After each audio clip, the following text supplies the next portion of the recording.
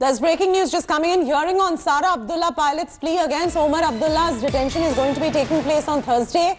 This after Solicitor General has handed out Centre's reply copy to the judges. The Centre has gone ahead and asked why Omar Abdullah has not approached the High Court. This is the latest that is coming in right there.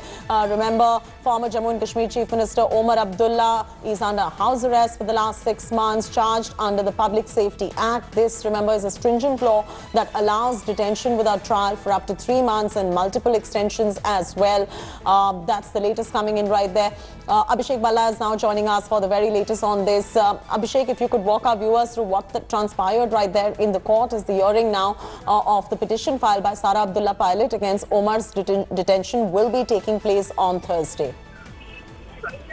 The Centre has categorically stated that there is no reason why the petitioners should come to the Supreme Court. There is all reason for them to go to the Jammu and Kashmir High Court that is already hearing such cases. 350 cases challenging detentions in Jammu and Kashmir are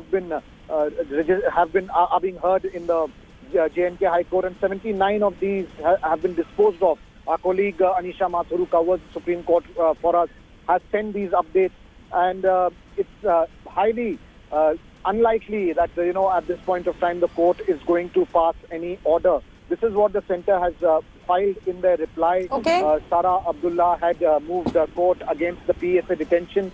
There are several political leaders who were detained, many of them under the Public Safety Act of Jammu and Kashmir after the abrogation of Article 370. In her petition, Omar Abdullah's sister Sara had said that since 4th August, her brother Omar Abdullah, who's also the former Chief Minister of Jammu and Kashmir, has been in detention, and there have been no reasons given for it. It seems that the Abdullahs will have to go back to the High Court to press their case, and it will be the High Court that will, like in many other cases, decide what needs to be done as far as the fate of Omar Abdullah is concerned. All right, Abhishek, continue to stay with us right there. The Supreme Court has said that there is no need to transfer the Article 370 cases to a larger Supreme Court bench. The 5-judge Constitution bench headed by Justice Ramanna and comprising Justices Sanjay Kishan Kaul, R. Subhash Reddy and B.R. Gavai and Surya Kant will continue hearing the case. The Supreme Court also did not specify any date for hearing in the case. The top court has said that the next hearing in the case will only happen after the hearing in the gender versus faith cases are concluded by the 9-judge bench.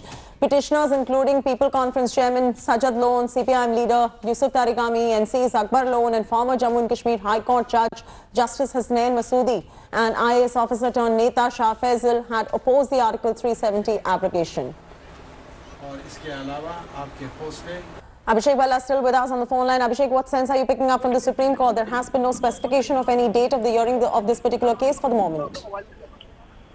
Yes, I mean, it appears that, the Supreme Court has given some kind of a breather as far as the Centre is concerned on the legality of abrogation of Article 370. They seem to be in no hurry to carry out the proceedings. And they've also stated that, once the Sabrimala case hearing gets over, only then will they be able to take it up.